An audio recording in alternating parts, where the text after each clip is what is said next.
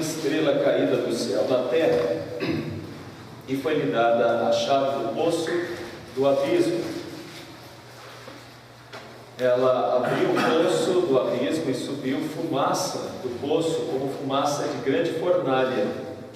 E com a fumaceira saída do poço, escureceu-se o sol e o ar.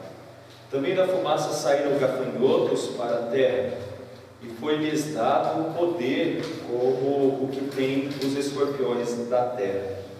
E foi-lhes dito que não causassem dano à erva da terra, nem a qualquer coisa verde, nem a árvore alguma, e tão somente aos homens que não têm o selo de Deus sobre a fronte. Foi-lhes também dado não que os matasse, e sim que os atormentasse durante 5 meses. E o seu tormento era como o tormento de escorpião quando fere alguém. Naqueles dias os homens buscarão a morte e não a acharão. Também terão ardente desejo de morrer, mas a morte fugirá deles. O aspecto dos gafanhotos era semelhante a cavalos preparados para a peleja.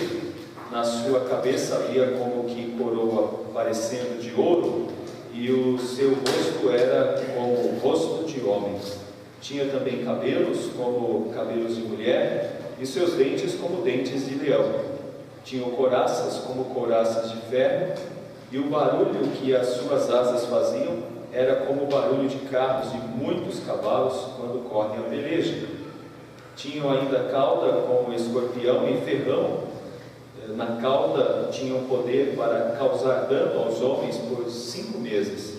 E tinham sobre eles, como seu rei, o anjo do abismo, cujo nome em hebraico é Abaddon e em grego Apolion. O primeiro ai passou, e eis que depois destas coisas vêm os 2 ais. Senhor, cuida de nós nessa noite, abençoa os nossos corações, fortalece-nos na fé. Nós precisamos de mais fé, Senhor. Precisamos confiar mais em Ti, na Tua obra, nos Teus planos, nos Teus projetos santos. E ajuda-nos, ó Senhor, a confiarmos na Tua mão providencial que dirige a história. Nada escapa do Teu controle e Tu tens tudo já determinado, ó Pai. Temos que passar pelo que temos de passar, cientes, ó Deus, de que devemos ser fiéis, sermos testemunhas, firmados, ó Pai, em Ti, e que a luz do Teu Evangelho brilhe através de nós. Ajude, ó Pai, a vida de cada irmão que aqui está, abençoe seus mais íntimos desejos, ó Deus, que todos eles glorifiquem o Teu santo nome e que possam sair daqui fortalecidos pela Tua palavra. É a nossa oração, fazemos em nome do Teu Filho Jesus. Amém. Amém. Estamos, meus irmãos, vendo o seguinte. Semana passada vimos as 4 primeiras taças, e nós observamos que todas elas têm um destino bem claro. São flagelos na natureza, são flagelos que atingem a criação. Essas taças representam aí aquilo que nós chamamos de destruição da própria criação. A criação, ela vai sofrendo esses flagelos que são juízos de Deus, e tanto o planeta, como a parte verde, as águas do mar, as águas dos rios, e a maneira como os astros de alguma forma também são atingidos. Agora estamos na 5ª trombeta. Falei taças, né? Perdão, já estou pensando em estudos posteriores aqui. As trombetas. Agora estamos na 5ª trombeta. E nessa 5ª trombeta, a partir de agora, a 5ª, a 6ª e a 7ª trombeta tem um destino bem diferente. Não é a criação, mas é o homem.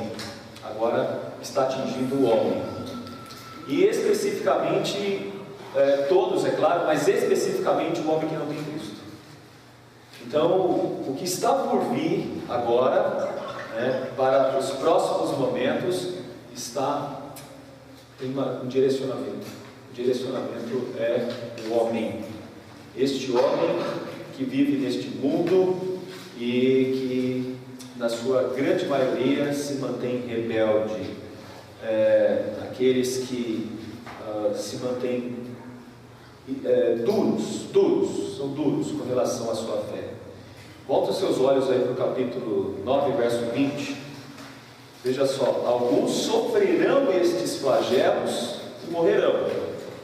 Já outros, como diz o verso 20, aqueles que não foram mortos por estes flagelos, não se arrependeram das obras das suas mãos, deixando de adorar os demônios e os ídolos de ouro, de prata, de cobre, de pedra e de pau, que nem podem ver, nem ouvir, nem andar. Estes ainda se mantêm rebeldes, mesmo depois de todos estes flagelos. E estes flagelos, eles ocorrem não somente aqui, mas não somente na época de Cristo, mas em todas as épocas, né? Desde a primeira vinda até a segunda vinda. E especificamente aqui a quinta trombeta tem um ponto assim que eu falo que é psicológico, que atinge a alma, né? Atinge a alma, o sofrimento da alma dos que não creem, o sofrimento da alma dos que não creem. Então agora, dentre todos esses flagelos, que é uma redenção dos seus, nós vamos perceber que aqueles que não são crentes, eles sofrem, mas sofrem com o pior tipo de sofrimento. O pior tipo de sofrimento, ele vem atingindo a consciência, o coração, o íntimo desse homem, e faz com que haja uma das piores dores, né? Uma das piores dores. Alguém aqui já foi picado por uma aranha, por um escorpião? Alguém aqui já? Não? Mas eu creio que essa eu vou acertar. Uma lagarta de fogo. Nunca passaram por isso? Onde vocês estavam? Vocês nunca viram uma taturana assim? Taturana? Não? Não arde, Ironês? Não arde? Arde muito. Eu vou contar essa história. Uma senhora me contou que ela morava no interior lá do Rio Grande do Norte, acho que Rio Grande do Norte, e naquela época as cobertas, as toalhas, as fraldas eram secas. Hoje ainda é em algumas casas. No varal. As fraldas eram... Você lembra antigamente que as fraldas ficavam no varal? Guarava, né? Guarava no mato. Guarava? Guarava. Passava o sabão. Passava. Isso. É isso aí. E olha só, uma criança, acho que tinha uns 3 meses, uma dessas largatas ou dessas taturanas foi para a fralda e a mãe coloca na criança, amarra, porque antigamente não tinha fralda dessas aí que é só tirar um... né? Era um negócio diferente, né? Era diferente. Era saco de farinha. Era bem assim. Aí essa criança chorava e dava de mamar para a criança não queria mamar, e chorava. Sabe o que aconteceu? A mãe foi abrir, foi ver a lagarta já esmagada lá já, mas toda aquela, ela deixa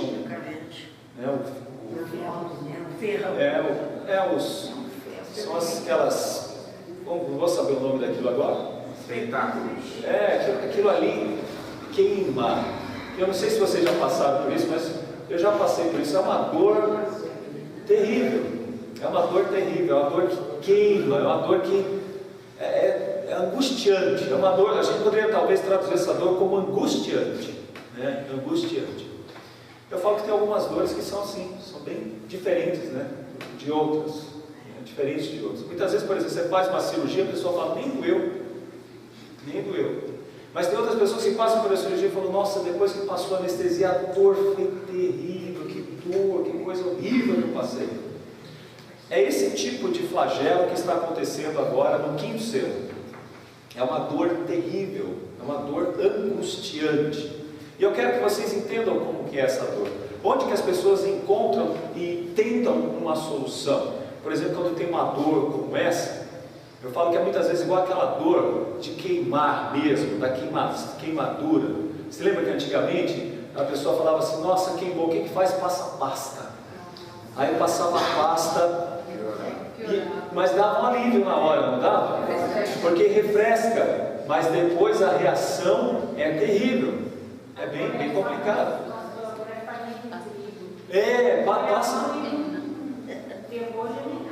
Passa isso, mas sempre tem uma coisa, e as pessoas passavam café, passavam tudo quanto é tipo de coisa para buscar o alívio.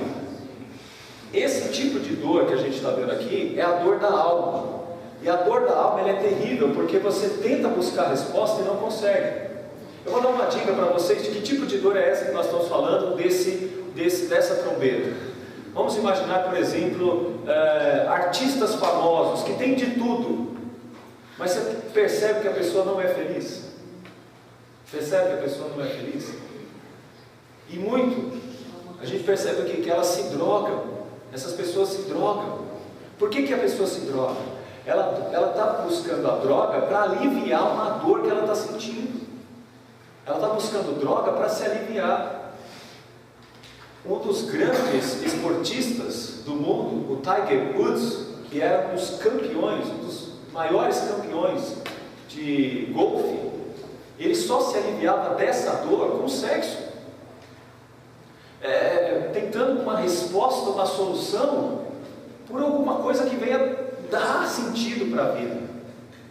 E o vício para algumas pessoas dá sentido para a vida, o álcool dá sentido para a vida, porque essa pessoa está tão desesperada que ela está buscando a resposta em alguma coisa. Veja a diferença, por exemplo, de alguém libertado por Cristo. Alguém libertado por Cristo, ele pode passar por problemas, dificuldades, lutas, ele pode estar triste, mas ele consegue enxergar respostas para a vida dele, ele consegue encontrar solução para a vida dele, ele consegue encontrar um propósito para a vida dele. A pior coisa, a pior dor que uma pessoa pode ter é viver 40, 50, 60 anos dizendo que valeu viver, do que valeu estar vivo, do que valeu passar por tudo que eu passei, criei meus filhos, então olha como eu estou hoje. Porque me parece, essa é a dor que mais leva as pessoas ao suicídio. A pessoa não acha sentido na vida dela, ela vai fazer o quê? Ela se mata, porque ela não encontra mais respostas, ela não encontra mais alívio para as suas dores. Esse é o tipo de dor. Mas essa dor que você está falando, isso é idolatria, adoração ao Satanás. Esse tipo de dor, ela atinge muita gente. E na maioria das vezes, aqueles que alcançam a graça, ou a graça alcança essas pessoas, elas conseguem entender a diferença. E aí eu gosto muito daquele hino: bem pouco importa eu habitar em alto monte ou beira-mar, em casa ou gruta, boa ou ruim, com Cristo ali, é céu para mim. Por que essa pessoa diz isso? Porque as expectativas de alegria vão além do que simplesmente ter muitos filhos, ter muitos netos, ter muito dinheiro, ter prazeres, vai muito além. Só que esse flagelo que vem agora na quinta trombeta, esse flagelo, ele é instigado por Satanás na vida das pessoas. Satanás leva as pessoas à desesperança. E quando uma pessoa não tem esperança, ela tem desesperança, é muito fácil ela desistir, ela parar, ela tomar caminhos que são os piores caminhos. Por isso que essa trombeta, a outra e a outra, tem um ai, ai, ai. É como se dissesse: você está vendo as tristezas dos furacões, você está vendo a tristeza do mar que está matando cada vez mais, dos rios que estão morrendo, da camada de ozônio que está sendo deteriorada. Você está vendo tudo isso? Isso é triste? É triste, mas a pior tristeza não está lá. A pior tristeza está não na natureza, está no coração. Essa é a pior tristeza. Você não consegue ver no mundo sentido, e você não consegue ver na sua vida nenhum sentido. Ou, se você vê sentido, o sentido é temporário. Sabe o que é um sentido temporário? É uma pessoa que fala assim: nossa, comprei aquele carro tanto que eu queria comprar. ai, que beleza daquele carro, nossa, estou maravilhado com o carro, ele é bom mesmo. Aí bate a pessoa, meu Deus do céu.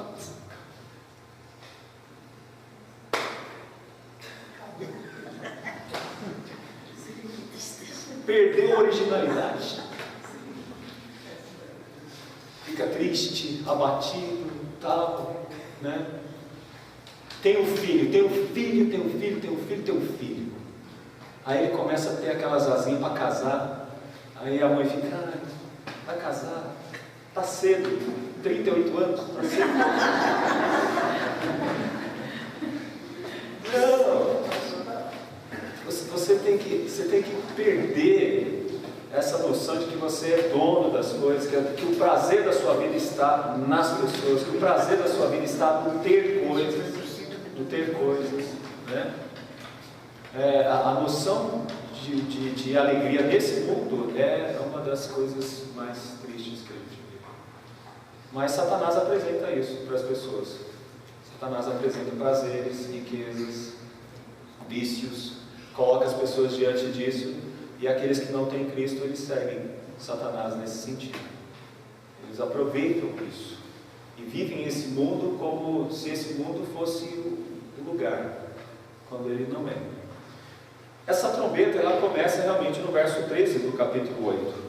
Então vi e ouvi uma águia que, voando pelo meio do céu, dizia em grande voz: ai, ai, ai, ai dos que moram na terra, por causa das restantes vozes da trombeta dos 3 anjos que ainda têm de tocar. E aí vamos lá para cada uma delas. Então esse é o problema aí dos ais, né? Vamos lá. Primeiro os juízos de Deus sobre os rebeldes. É isso que a gente está vendo aqui. O juízo de Deus sobre os rebeldes. Vamos estudar bem devagar aqui cada um desses pontos, né? Olha só. O 5º anjo tocou a trombeta e viu uma estrela caída do céu da terra, e foi-lhe dada a chave do poço do abismo.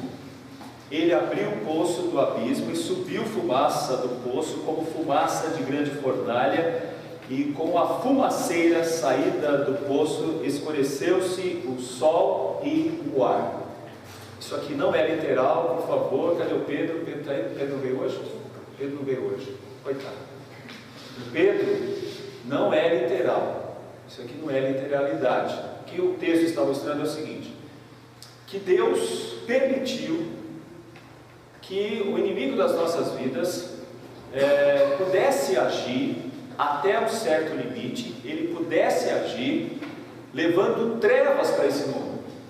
É isso que diz o texto quando fala assim: ele abriu o poço do abismo e subiu fumaça, e dessa fumaça do poço houve uma grande fornalha, e com essa fumaceira saída do poço escureceu-se o sol e o ar. Trevas. Quem não tem Cristo está nas trevas deste mundo, nas trevas de Satanás. Podemos dizer aqui, resumindo rapidamente, obscurecidos de entendimento. O que é obscurecidos? Eles não conseguem ver, não conseguem enxergar a graça, não conseguem enxergar a Cristo, não conseguem enxergar a beleza da vida. Olha só, o que nós temos aí? Uma estrela caída. Não é uma estrela que está caindo, é uma estrela caída. Existem várias interpretações, 2 fortes, que seria um anjo do bem que está coordenando isso, ou um anjo do mal que estaria coordenando isso. Ou mais especificamente, esse anjo do mal seria Satanás. Eu entendo que seria Satanás. Ele controla o seu exército de demônios, e esse exército de demônios está aí, está em todos os lugares. Eles orientam e coordenam aqueles que não são de Deus. Eles influenciam aqueles que não são de Deus com as trevas, com uma mentalidade de trevas. Vai desde uma criança que pequena aprende através de alguém ou de alguma coisa a desonrar os seus pais, até um casal de pessoas do mesmo sexo que dizem que estão fazendo a coisa certa e que isso é normal e que isso é tudo correto. Ou pessoas que estão tão interessadas em poder que não se preocupam em matar centenas de outras pessoas. Esse é o tipo de obscurecimento que Satanás faz com que esse mundo aconteça e tenha. Então essa grande estrela caída, na nossa interpretação, para mim, fica melhor entender que é o próprio Satanás. Foi-lhe dada uma chave. Isso aqui é importante. Olha só o que nós estamos falando. Foi-lhe dada. Ele não tem essa chave. Não é dele. Foi-lhe dada. Essa chave foi-lhe dada. Ou seja, essa chave significa um certo poder para que haja o quê? Haja a possibilidade de soltar deste grande poço uma grande quantidade de gafanhotos, e esses gafanhotos são demônios. Então foi-lhe dada uma chave, e ele recebe então a permissão de Deus. Ou seja, como lá com Jó. Você lembra com Jó? Você vai ter permissão de tocar em Jó e causar tristezas, mas você não vai matá-lo. Mas existe essa possibilidade e essa permissão já no passado, e existe essa possibilidade e essa permissão também agora.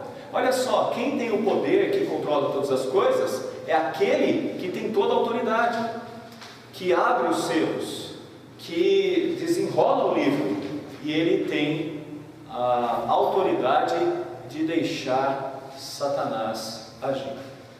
Lembre-se que isso é como se nós pudéssemos ter um cão raivoso e alguém controlando através de uma corrente. Hoje a gente anda com os cachorrinhos com aquele, como é que é o nome daquilo lá? É a guia. É a guia? É a guia que você aperta assim, ele vai, né, até um certo ponto e você segura o cachorro tranquilamente, né? Então, esse controle quem tem é Deus, na pessoa do Senhor Jesus Cristo, que controla todas essas coisas. Mas há um grande interesse desse que está sendo controlado em morder todos, atingir todos. E ele atinge especificamente aqueles que não são de Deus, que não estão na guarida de Deus, protegidos por Deus. Outra coisa que a gente percebe, esse poço e esse abismo é o lugar onde estão os demônios. Vamos lá para Lucas 8:31. Alguém abre lá para mim? Lucas 8:31.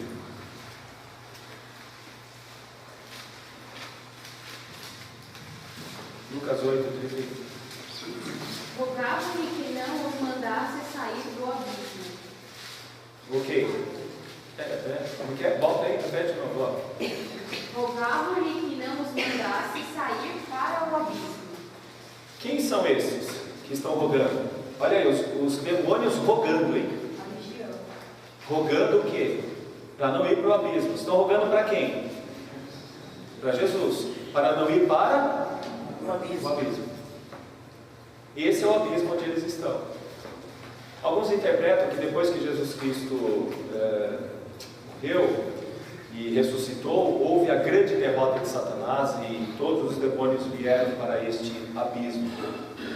Eu creio, meus irmãos, que na verdade Deus controla esse abismo e Ele libera esse abismo quando quer e quando não quer. Ele dá autoridade para que isso ocorra quando Ele quer e quando Ele não quer. Ele faz com que esses demônios voltem, mas o nosso mundo vive sobre os flagelos de Satanás. Então, não pense que está tudo muito tranquilo, não. Ainda sofremos esses flagelos que vêm do nosso inimigo. E ele atinge principalmente aqueles que não são dele. Ele faz aqueles que são dele. Né? Ele quer e ele tem esses que não são dele, e ele domina sobre eles. Né? Domina sobre eles. É triste quando você vê, por exemplo, uma cena de uma pessoa embriagada na rua. É triste quando você vê a cena de uma pessoa indo presa depois de ter violentado, por exemplo, crianças.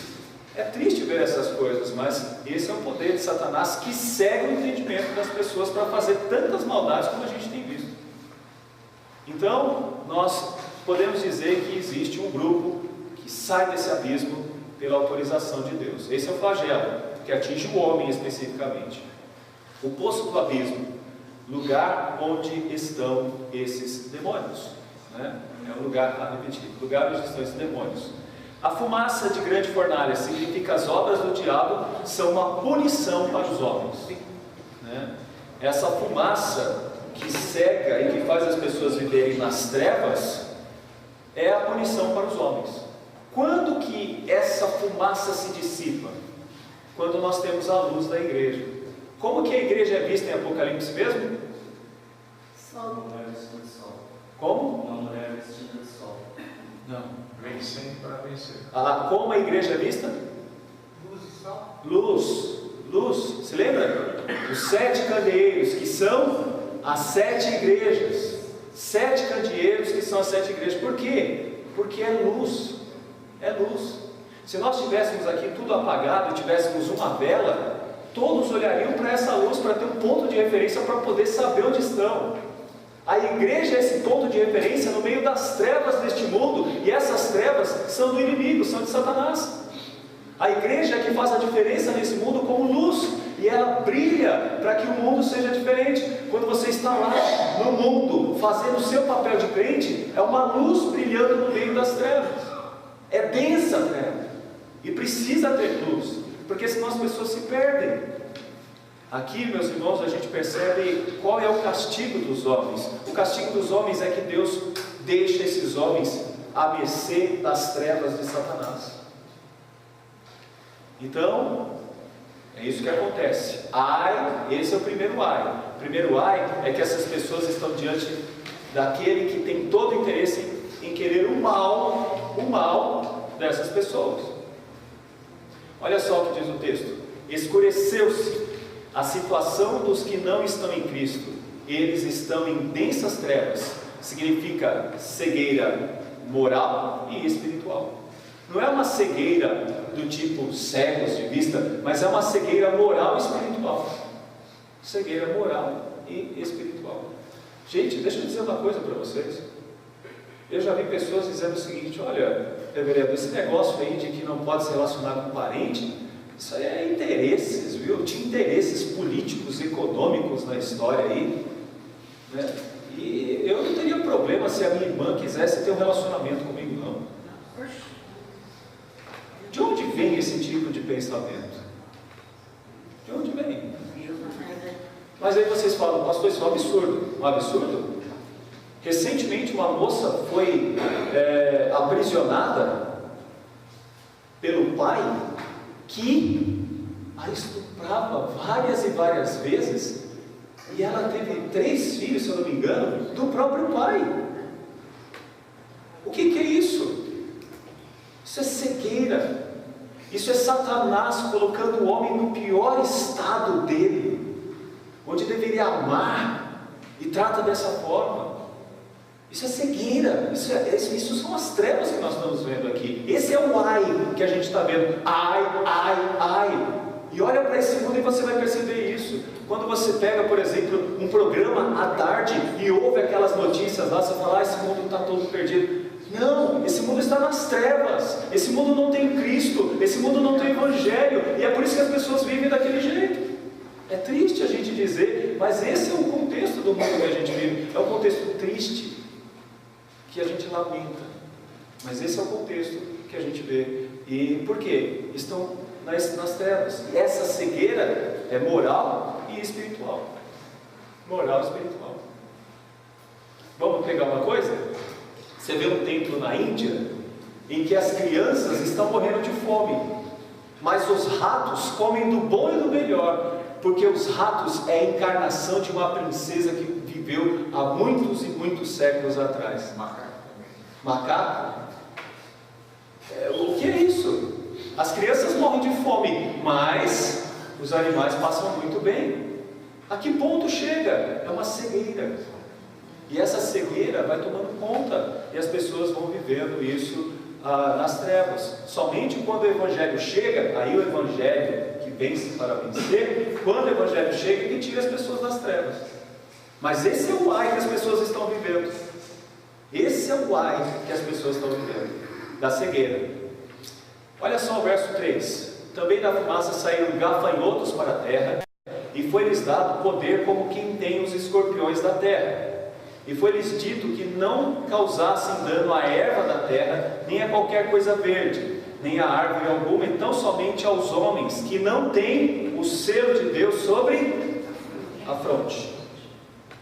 O que a gente está vendo aqui? Algumas lições. Primeiro, a quinta trombeta revela que Deus tem propósitos claros, utilizando de demônios que são vistos nessa passagem como gafanhotos. Ou seja, Deus usa até o mal, no seu flagelo, no seu juízo.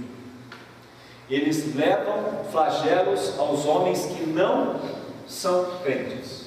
Flagelos aos homens que não são crentes. Então, quando você vê uma pessoa rebelde, revoltada com Deus, fazendo as piores coisas, saibam, essa pessoa está sendo atingida drasticamente, ela está sendo atingida por esse flagelo. Então, somente isso. Se ela morrer nessa condição, significa que é o juízo de Deus. Mas aquelas que enxergam essa verdade, que percebem que estão no caminho errado, pelo Evangelho, elas têm nesse flagelo a oportunidade de sair dessa situação e viverem para a glória de Deus. Outra coisa, o seu poder é limitado, não podem atingir a criação. Isso é uma coisa muito importante, porque nos nossos dias hoje, os demônios recebem todo o poder, né? Alguns falam tanto de demônio, mas aqui na palavra de Deus nós observamos que esses demônios têm um poder limitado. Eles não são ilimitados em poder, eles são limitados. Eles vão até onde Deus quer, até onde Deus permite, não passa disso. O que diz mais o texto? Somente os que não têm o selo de Deus é que são atingidos por isso. Aqui entra uma coisa importante: Satanás não tem poder sobre os crentes, não tem poder sobre os crentes, mas aqueles que não são crentes são atingidos por esse poder e ficam à mercê dele, ficam cegos, ficam ludibriados, ficam perdidos e caem em grande tragédia. Apocalipse 7:8 falou isso já para nós. Somente aqueles que foram selados foram libertos desse grande mal. Agora outros não. Então vamos parar aqui para refletir um pouquinho. Uma tempestade pode atingir crentes e não crentes, mas trevas só atinge a não crentes. Percebeu a lição? Para a igreja isso deveria surtir como um grande efeito.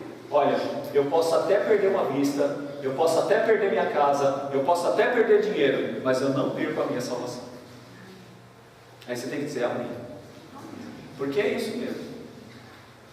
Para os outros pode vir um monte de coisa, inclusive pode nos atingir também, mas o crente, ele tem a sua alma preservada por Deus pela luz do Evangelho, pela ação de Cristo, e Satanás não tem poder de tirar nenhum de nós das mãos de Jesus. Por isso que o texto diz: quem nos separará do amor de Deus? Quem nos separará? Ninguém pode nos separar. Ninguém pode separar. Agora, esse poder atinge principalmente os que não são crentes. Os que não são crentes.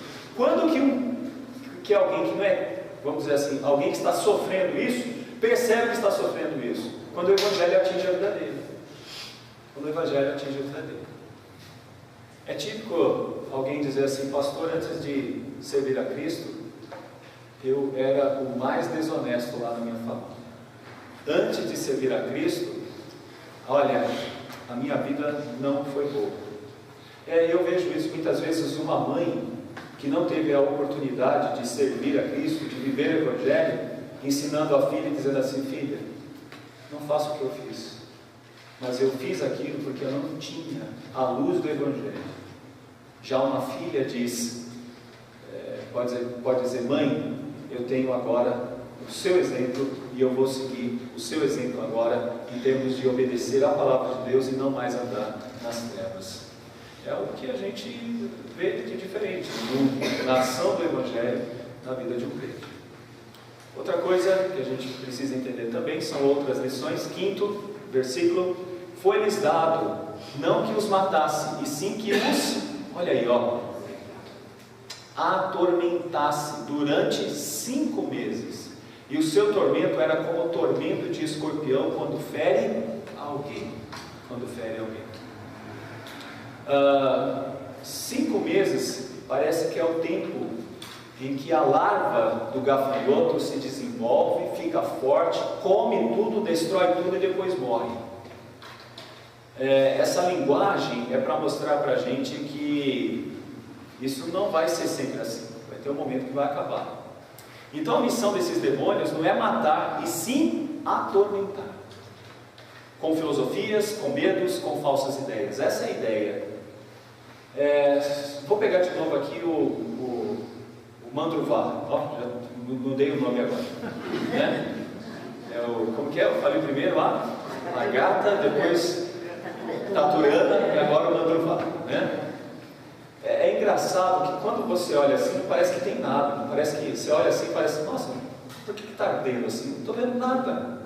É claro que se a gente tivesse um microscópio, a gente conseguiria ver lá os pelinhos que estão queimando.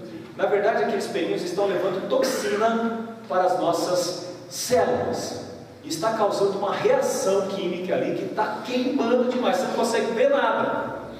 Esse é o tipo de sofrimento que esses demônios conseguem fazer. Você não vê nada. Porque é bem silencioso, assim, bem silencioso. É bem silencioso, né? Se você pegar, por exemplo, alguém embriagado, ele tem todo o direito de se embriagar. Ninguém pode proibi-lo. A única coisa que a pessoa vai proibir é: se beber, não dirige. Mas se ele for para um bar e quiser beber, ele vai beber. Ninguém vai dizer: olha, ele não está perdendo o direito dele. Mas tudo isso começa assim, né? De uma forma muito silenciosa, muito quietinha, sem nenhum problema. Quando espera, a gente vê a tragédia e a tragédia em cima de tragédia. É tudo muito discreto, né? Como é que começa lá para a droga? Você tem uma pequena coisinha, mas quando menos espera, a gente vê uma cracolândia. Tudo ali, ó. Aquele mundaréu de gente naquela situação, à mercê de Satanás, presos ao vício, pendurados sobre o gancho do vício, no gancho do vício, e é o que a gente vê com relação ao tormento, né? É um atormentar. Só para a gente ter uma ideia, é duro dizer isso, mas eu já vi mães dizer assim: eu queria que ele morresse de estar vivendo essa vida. Você não viu já isso? Queria que morresse ao invés de estar vivendo essa vida. Esse é o tipo de sofrimento que a gente está falando. É um sofrimento na alma, é um sofrimento dentro da pessoa. Por isso que é um ai. Os outros são sofrimentos? Vão e vêm. Mas esse aqui permanece no homem, vai fazendo a angústia aumentar. E esse é o ponto que a gente vê aqui. São angústias da vida, as dores da alma, né? Estes homens não têm luz, santidade e paz com Deus, sem sabedoria e sem entendimento.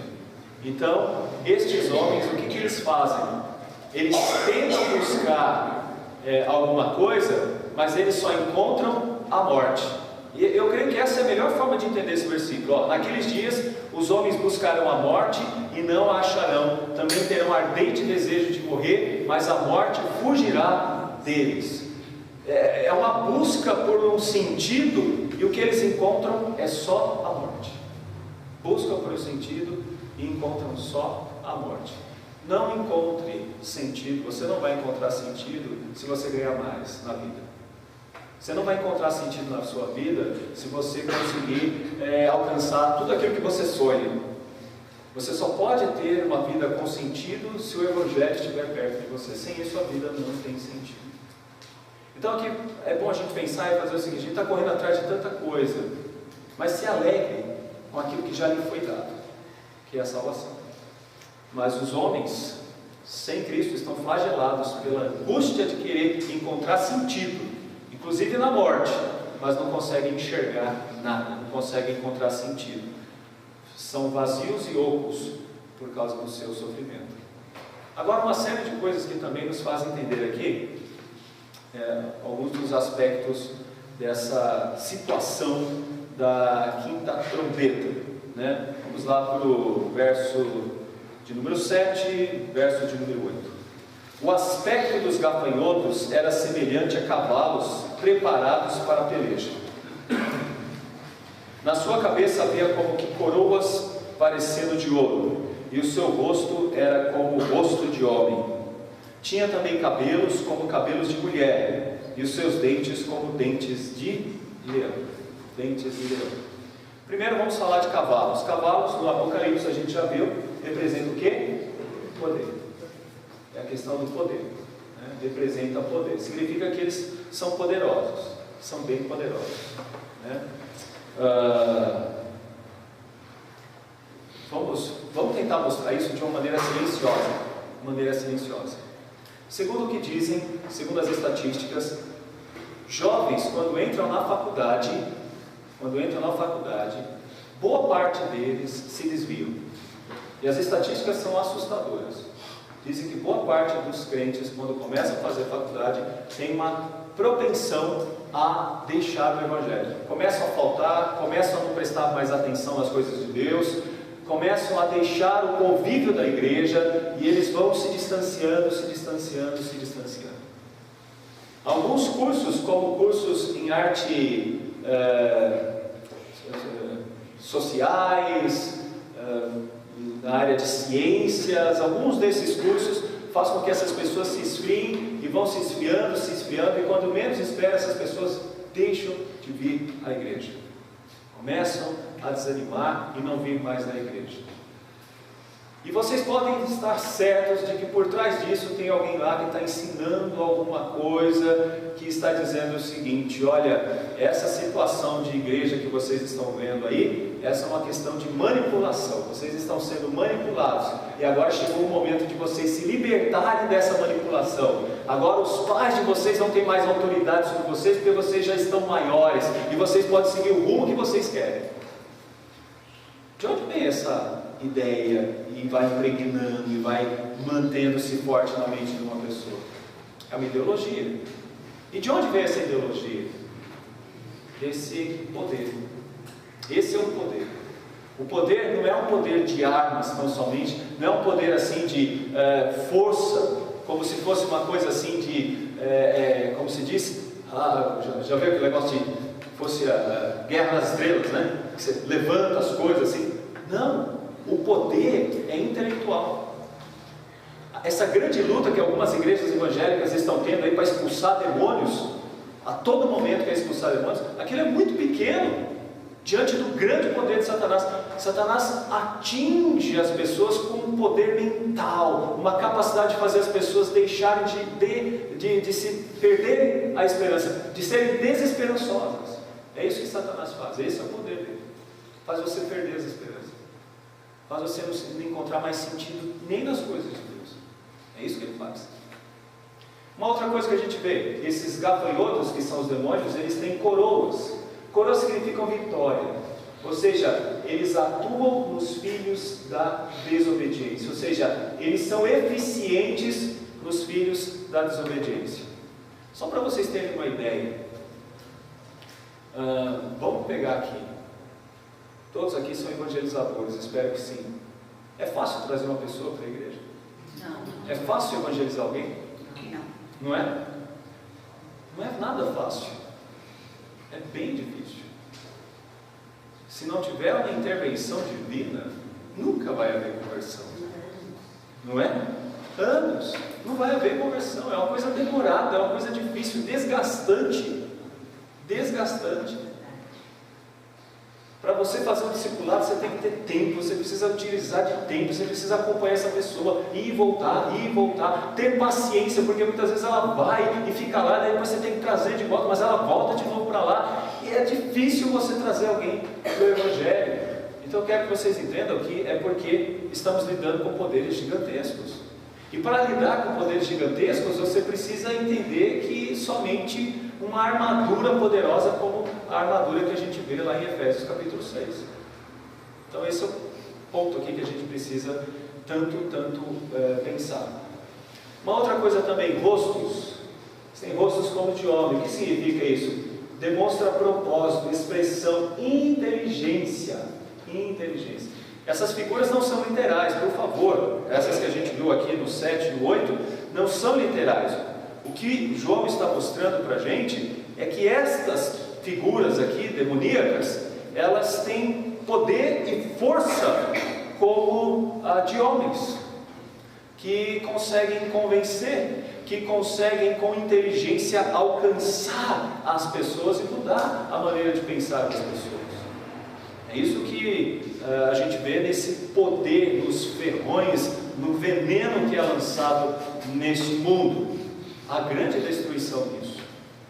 A primeira destruição que nós estamos vendo aqui, nessa quinta trombeta, é na mente, é na alma, é no coração. É quando as pessoas vão começando aos poucos ficando pedernidas, duras, frias, desanimadas, e vão pensando assim: religião, isso aí é tudo a mesma coisa. Coloca tudo no mesmo saco. Aqui há uma interpretação: cabelo de mulher. Alguns veem como guerreiras mitológicas e outros como uma questão de sedução. É difícil fechar aqui qual seria a melhor interpretação dentro dessas duas: guerreiras mitológicas ou sedução, né? Como se tivesse sedução. Alguns que dizem como sedução significa que em algumas festas daquela época, principalmente a Dionísio, que era o deus do vinho, as mulheres, quando bebiam muito e queriam demonstrar que estavam alegres e felizes, elas soltavam os cabelos. Soltar os cabelos significa que elas estavam prontas para a festa, para as alegrias e tudo mais. Se a gente falar isso, algumas igrejas agora vai começar a mandar prender os cabelos das mulheres, né? E quem tem cabelo curto já está resolvido, né? Mas não temos uma interpretação tão exata sobre isso. Essas guerreiras mitológicas são como as Amazonas, né?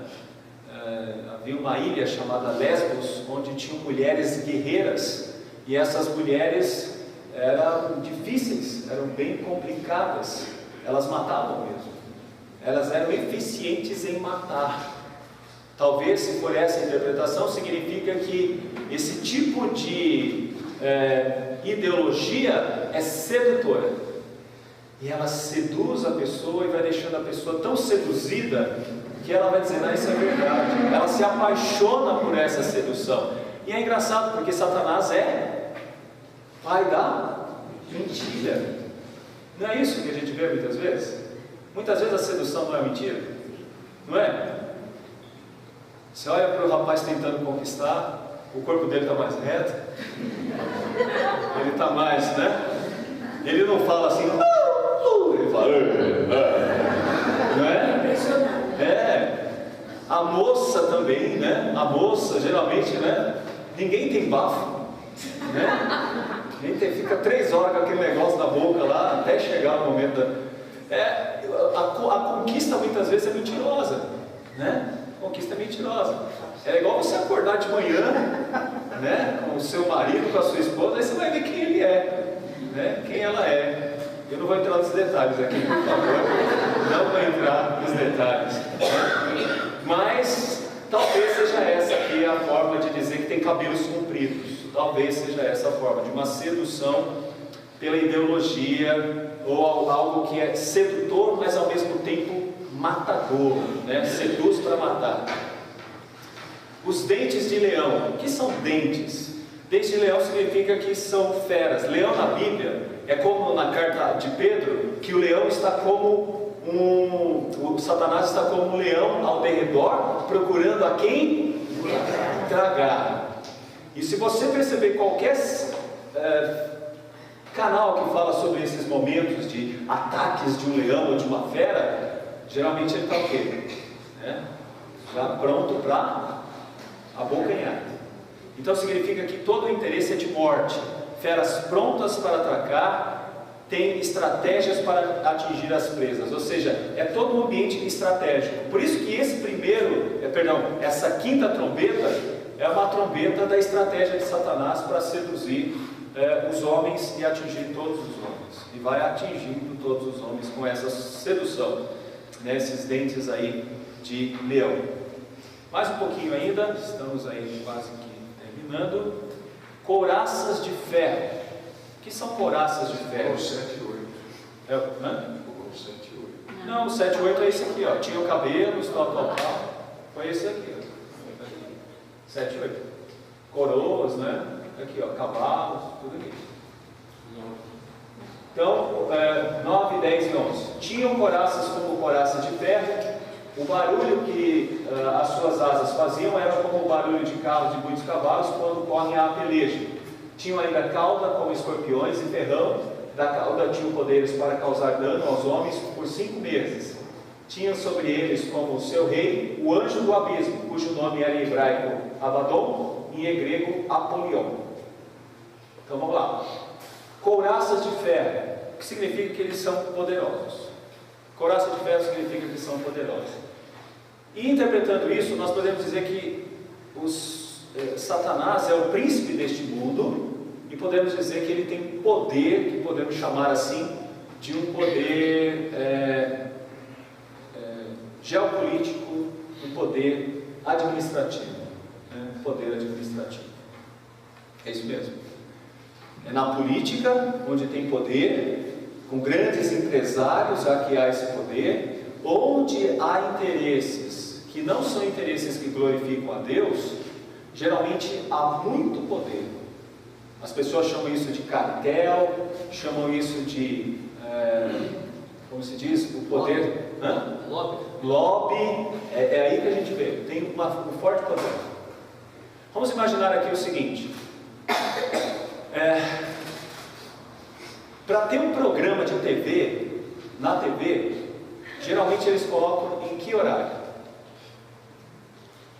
Programa evangélico, vamos dizer assim. Qual horário? Bem cedinho. Bem cedinho ou então de madrugada, não é? E alguns que estão lá era melhor que nem tivesse também, mas colocam lá de manhã cedinho ou de madrugada. Agora por quê? Porque é muito caro você ter alguma coisa em determinados horários. Por quê? Há um grande poder. Vamos pegar bem. Se você vê um filme, há um interesse no filme. De onde vem esse interesse? De um grande poder. Só para ter uma ideia, eu vou mostrar isso para vocês assim rapidamente. Alguns países que têm muito poder estão querendo apoiar países do terceiro mundo com dinheiro, desde que esses países produzam leis contra a questão de gênero, não produzam leis contra a questão de gênero, para facilitar o relacionamento entre pessoas do mesmo sexo, ou essa questão de quebrar com preconceito.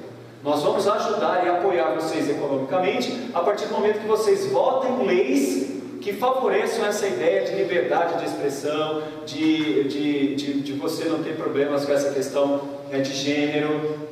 E entende como é que é? É o poder econômico na vida daqueles que não têm tanto poder, no país que não tem tanto poder, para que haja ali naquele lugar uma facilitação. Deixa eu dizer para quê? Eutanásia, aborto, casamento entre pessoas do mesmo sexo. E esse é o poder que nós estamos vendo aqui. Isso acontece hoje.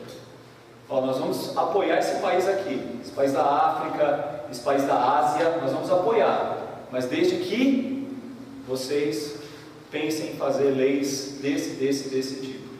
E aí vem com aquela expressão, leis humanitárias, não segregacionais, mas leis que sejam mais leis liberais.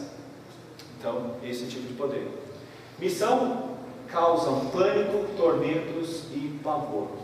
Ou seja, por mais que as leis, por mais que as coisas que eles apontem pareçam ser boas, não é. Elas causam, na verdade, tormento, pânico e pavor.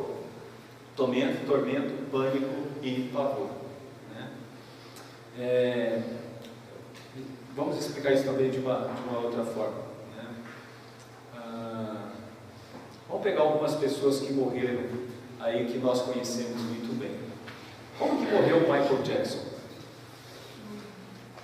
Sedado, drogado. Sedado e drogado. Como que morreu Whitney Houston?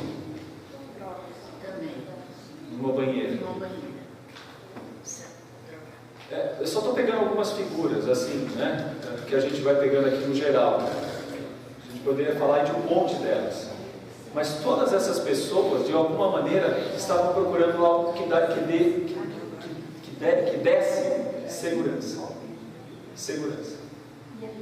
E alívio. Alívio. Porque estão atormentados. Atormentados. Atormentados. É uma coisa assim terrível quando você vê uma pessoa desesperada. Deixa eu dizer para vocês que eu vejo isso constantemente. Uma pessoa me ligou, eram 4 horas da manhã, e falou assim: pastor, me perdoe, mas eu precisava só ouvir alguém. Eu só precisava ouvir alguém. Fala alguma coisa. Eu falei: mas falar o quê? Não, você só fala alguma coisa. Só diz alguma coisa.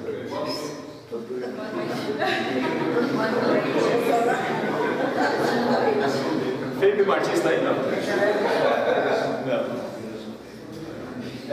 Ela só queria alguma coisa para aliviar, porque naquele momento ela estava pensando em se matar. Ela queria ouvir alguma coisa que desse sentido, que desse razão, que desse significado. Ela precisava de alguma coisa. É esse tipo de pânico que a gente está vendo aqui. É esse tipo de transtorno que a gente está vendo aqui. E vou dizer para vocês, longe de Deus. Na maioria das vezes, longe de Deus. Começa assim, o casamento vai se esfacelando, os filhos vão se afastando, o marido vai embora, e tudo aquilo que a pessoa tanto sonhou, a casa linda, as coisas maravilhosas, tudo perde sentido. Tudo vai perdendo sentido. Porque o coração está em outro lugar, está nas trevas e não na luz. Os demônios só agem pela autorização de Deus, não no tempo permitido por Deus. É isso que a gente vai ver aqui, ó, por 5 meses. Por 5 meses. Sabe por quê? Sabe por quê? É a mesma coisa que a gente viu lá na terra. Atinge 1/3. Por que não atinge toda a terra? Porque no meio desses ainda também há salvos, escolhidos. Por isso que não há uma destruição total. Ainda no meio deles há alguém que pode ser salvo. E como é que essas pessoas são salvas? O cavalo que sai vencendo para vencer, e a luz do Evangelho brilha, e ali faz a diferença. E essa é a nossa missão. Então esse texto, como já falamos, de Apocalipse, nos faz pensar em missão. Essas pessoas que estão aí, não é para a gente ficar dizendo: ah, tem que ir para o inferno mesmo. Ah, tá vendo? Desse jeito aí, só não tem outro caminho. Essas pessoas estão aí para que a gente possa brilhar e mostrar a luz do Evangelho para elas. Esse é o nosso papel. Então, tem um tempo e tem tudo controlado por Deus. O comandante é o destruidor. Eu entendo que é Satanás. Só vem para matar, roubar e destruir, como a gente vê lá em João 10:10. Olha só, o nome dele em hebraico é Abaddon, e em grego é Apolion. Você pode resumir esses dois nomes como destruidor. Destruidor. Abaddon e Apolion, que é destruidor. Qual é o nome de Jesus? Salvador. Essa é a diferença. Enquanto Jesus salva, este quer destruição. Porque tem raiva da criação. Tem raiva da criação de Deus. Fechando aqui, né? Esse é o ponto, né? E agora o juízo de Deus sobre os rebeldes virá pela 6ª trombeta. Nós vamos parar por aqui, nós não vamos mais além disso, ficamos aqui, e eu vou para as aplicações terminando o nosso estudo, tá bom? Vamos lá. Primeira coisa que a gente tem que entender é que esse mundo está passando por isso. Estão obscurecidos de entendimento, alheios à vontade de Deus. Famílias, políticas, estudos, academias.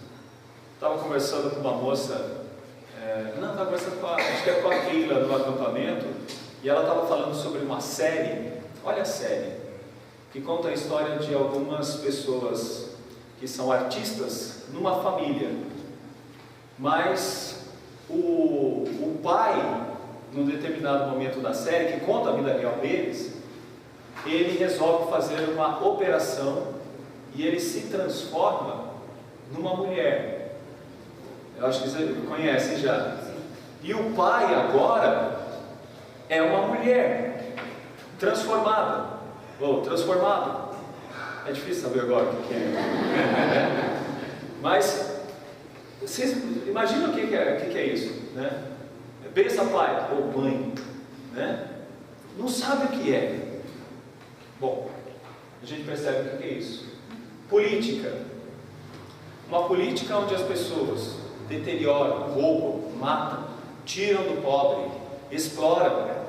Essa é uma política que está obscurecida.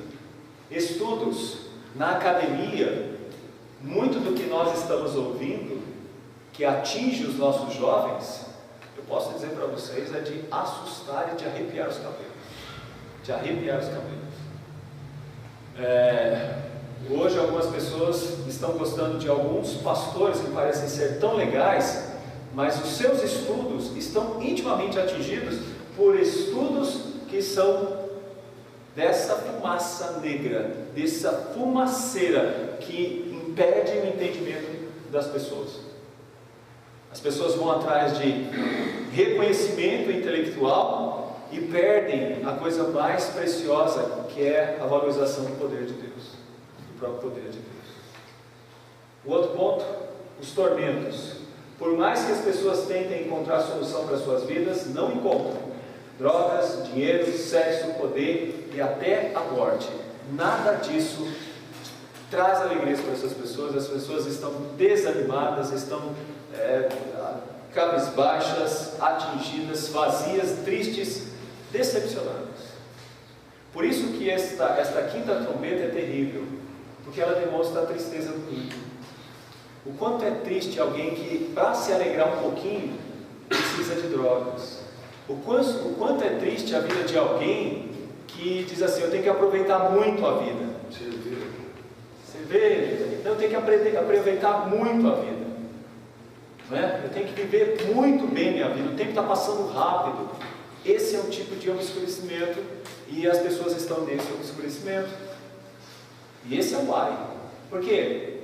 Porque se vem um furacão, é uma coisa, você reconstrói a casa. Se bater o carro, você leva num bom funileiro e dá uma arrumadinha. Mas o que se faz com alguém que morre nessa situação? Nada. É o ai terrível da destruição. Esse é o ai que não tem escapatória. Dos outros ainda tem, mas desse aqui, não. Esse aqui é terrível, porque atinge o coração, atinge a mente, atinge as emoções, e essas pessoas vão ficando distantes de Deus, cada vez mais distantes de Deus. Cegas, estão cegas, e esse é o pior problema.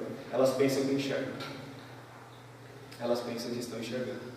Então você vê pessoas assim: ah não, eu não estou mais nessa de igreja não, não estou mais nessa história de seguir a Deus, isso aí, eu faço assim, eu tenho as minhas orações, eu vou em determinado momento em algum lugar. As pessoas vão se distanciando, e é prazeroso ouvir isso. As pessoas vão se mantendo distantes, e elas vão gostando disso, e algumas vão dizer: não, em todo lugar eu vejo Deus de alguma forma. Essa é a idolatria que nós estamos vendo. A pessoa começa a construir o próprio Deus, ela passa a construir o seu próprio ambiente de adoração, que é ela mesma, no ambiente onde ela está. Então, os tormentos, esses são os tormentos que nós estamos falando. Mas o que é importante, e nós temos que sair daqui confortados, é que nós não seremos atingidos, né? Deus nos protege. Você pode perceber aqui que o texto deixa claro, né? Atingir todos, menos aqueles que são os eleitos. Então, qual é a dupla função dessa trombeta? Ela vai levar juízo, e Satanás tem grande interesse nisso, mas para aqueles que são crentes, isso servirá para a transformação da vida deles. Para os que não são crentes, servirá de destruição, de grande destruição. Então, essa quinta trombeta é um ai, e nós temos ainda mais 2 ais para falar logo mais adiante. É isso, meus irmãos, que tínhamos para hoje, com esta questão, que saímos daqui felizes, por poder levar esperança através da luz do Evangelho que brilha através de nós e que possamos também sermos fortes em entender que este é o grande contexto infeliz e triste desse mundo. Sim. Pastor, você poderia falar mais sobre o selo de Deus na fronte? Sim. O selo de Deus sobre a fronte. Tá. Na palavra de Deus, no livro de Apocalipse, tem duas formas de identificar os crentes e os não crentes. Uma marca na fronte e na mão.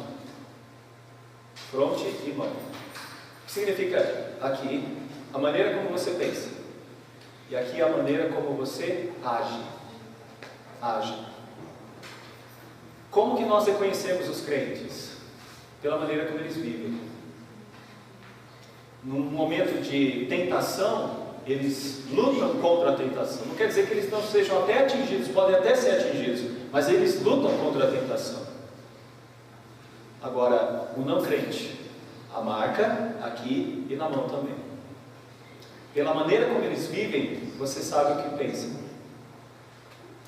Eles não dão glórias a Deus. É isso que diz o verso 20. Olha só, 20 do capítulo 9. Os outros homens, aqueles que não foram mortos por esses flagelos, não se arrependeram das obras das suas mãos, deixando de adorar, está vendo? Obras das suas mãos, deixando de adorar os demônios e os ídolos de ouro, de prata, de cobre, de pedra, de pau, que nem podem ver, nem ouvir, nem andar, nem ainda se arrependeram dos seus assassínios, nem das suas feitiçarias, nem da sua prostituição, nem dos seus frutos. O que é isso? Ações. Que texto é esse, pastor? 9, 20 e 21, é o mesmo texto. Mesmo texto. Esses são reconhecidos pelas obras deles. Agora, isso é muito importante para os crentes também, porque não é só porque está numa igreja que significa que não pertence a esse grupo de Satanás. Pode pertencer também. As obras da carne e as obras do Espírito. Exatamente. Aí, joia, obras são ações. Então, no texto de Apocalipse, quando alguém tem uma ação que é uma ação condizente com a palavra de Deus, esses têm a marca da salvação. Quando alguém não tem essa marca, é porque não são os vencedores. Essa é toda a diferença. Aí que você vê uma coisa, por exemplo, dentro dessa visão reformada, as pessoas falam, vocês falam sobre eleição, então quem é eleito já está salvo e pode fazer o que quiser. Não. Se alguém faz o que quer, ele não é salvo. Se alguém vai dizer assim, eu sou salvo, sem santificação, não há salvação. Há de ter a marca, e a marca de um crente é a santificação. Se você pega um jovem e a vida dele é promíscua, ele pode ter sido batizado, ele pode ter feito ser diácono, pode ser, se a vida dele é promíscua, você não pode chegar e dizer assim, olha, está aí um crente, que crente, você não pode dizer isso não. A vida dessa pessoa ratifica muito dela.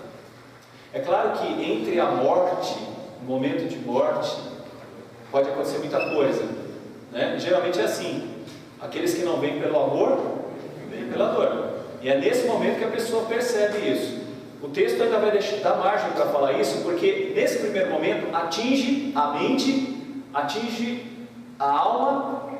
A sexta trombeta é sofrimento, e alguns são recuperados, mas outros nem com sofrimento se arrependem, nem com sofrimento.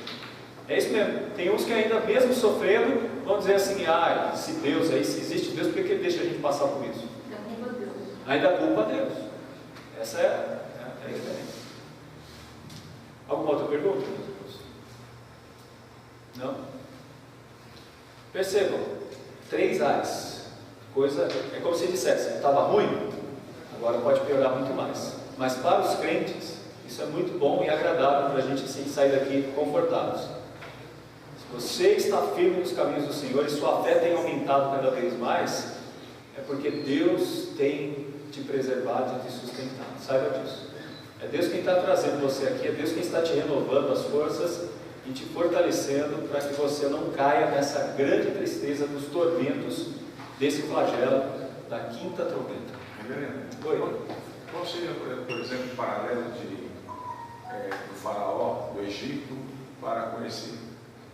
E ali também Muito bem pensado, muito bem lembrado. A gente até no texto aqui, a gente coloca, né?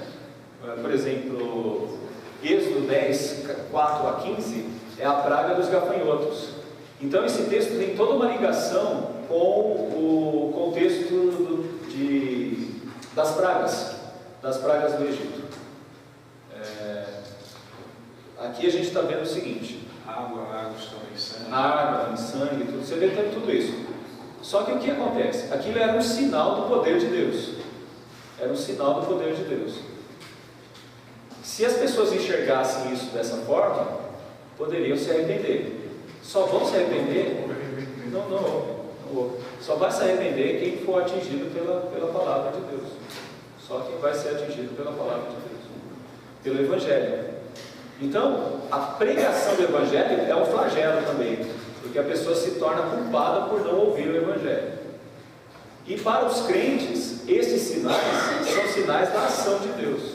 Quer dizer que durante o período que Deus está no governo, ele tem demonstrado o que vai acontecer no futuro. Tem demonstrado. E o passado também. Exatamente. Ele tem mostrado e dito o seguinte: olha, eu sou presente, eu estou agindo, estou fazendo dessa forma. Estou fazendo Mesmo em dessa forma. Jerusalém, Por exemplo, alguém que vive acreditando em signos. Aliás, um crente, já pensou um crente? Eu estou saindo de casa aqui, mas deixa eu ver, eu sou câncer com ascendente em escorpião. Então agora, deixa eu ver como é que vai ser aqui. Não vou sair de casa hoje não. É esse tipo de contrassenso que não pode ter, porque é esse tipo de teoria que alguém está querendo que a gente acredite, e a gente vai perdendo as esperanças em Deus. A gente vai mudando o foco da nossa fé, e é uma idolatria realmente. É uma idolatria. Pastor, as 10 pragas não são porque os egípcios têm 10 deuses? Também, é por causa desses 10 deuses também. Mas aí que está, né? Quando Satanás age, ele vai colocar outra pessoa no lugar de Deus, ou um outro ídolo no lugar de Deus. É isso que ele vai fazer. Aí, o que nós estamos vendo aqui? Que o poder maior é de Deus, e nós damos poder a outras coisas.